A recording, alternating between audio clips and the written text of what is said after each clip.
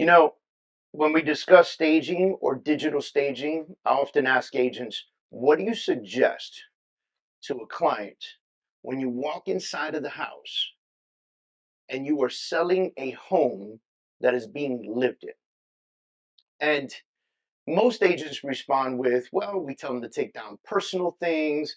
We tell them to lock away anything of value. We tell them to declutter. One of the most famous things to tell somebody is, hey, grab some boxes, start decluttering, packing some stuff, put it in the garage because we're going to sell your home so quickly, we're going to have you moving anyway, right? That's a great thing to tell somebody. But why are you telling them this?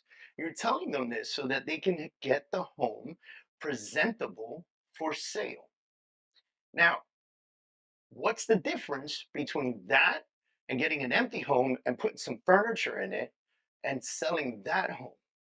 There is no difference.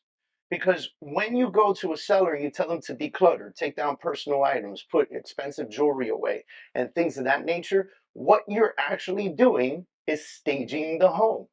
You're staging the home for the photographer to come in and do a fantastic job with his pictures and his video. And then you're going to put this on the market and you're going to sell it in that fashion and not in the cluttered fashion that they had it before. Because you know, when a buyer walks into a completely cluttered home that's full of stuff everywhere, they can't figure out how they're going to situate themselves in that house. The same thing applies in an empty house. See, I don't know if you've ever noticed this, but when you take all the furniture out of a house, for some reason it just looks a little bit smaller. And folks, most folks don't have the imagination necessary to look at a room and decide what they feel they're going to do with that room. So, when you're staging a home, what you're actually doing is setting up the home and not leaving anything open to interpretation or imagination. What you're doing is you're telling potential buyers, this is what the home could look like.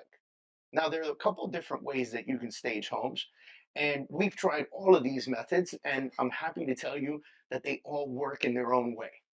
Some homes, larger, more expensive homes, we have professionally staged.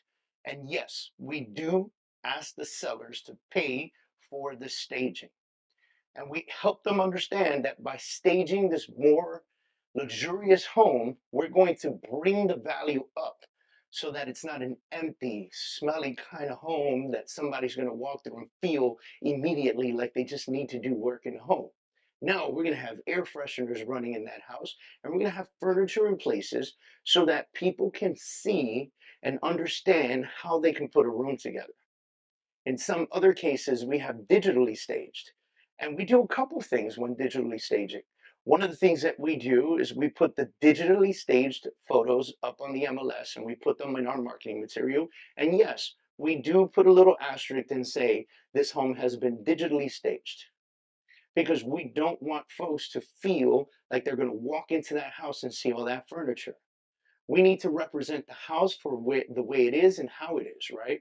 One of the other things is we have taken digitally staged homes and made photos of the staging, and we've sent those photos to be printed on nice foam boards, right? Nice large foam boards, and we've purchased tripods that you can grab on like Amazon, like they hold up the boards, and we've placed these photo boards in each room on these tripods. And what happens is now the house is empty, but when the client comes into the house, let's say they walk into the living room or the master bedroom, there's this digitally staged photo of what that room could look like, and it is to scale. And you can tell the client that this is to scale. That is a queen or king bed. Those are two nightstands on average height and width and size. Like this is to scale. So this you can do, right? And so what you're helping again is destroy the necessity for someone to have the imagination on what a house could look like. I have seen houses with clients that they have walked into the house and it's empty. And what they do is they look at the living room and it's empty and they go, this living room is too small. And so we immediately begin to measure. What's the average size of a couch? What's the average size of a love seat? What's the average size of a TV hutch, right? And we start looking at that, and I'll show them with measuring tape on the floor how big it really is.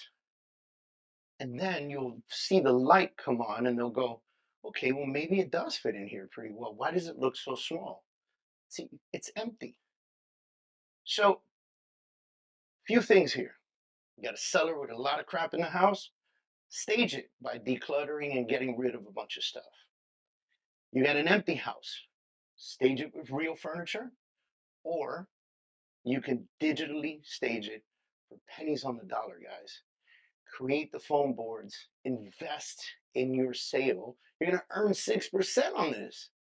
Invest in your sale, invest in the process, and you'll see how much that helps you sell that house top dollar, fastest speed possible. And it's because you put in the effort.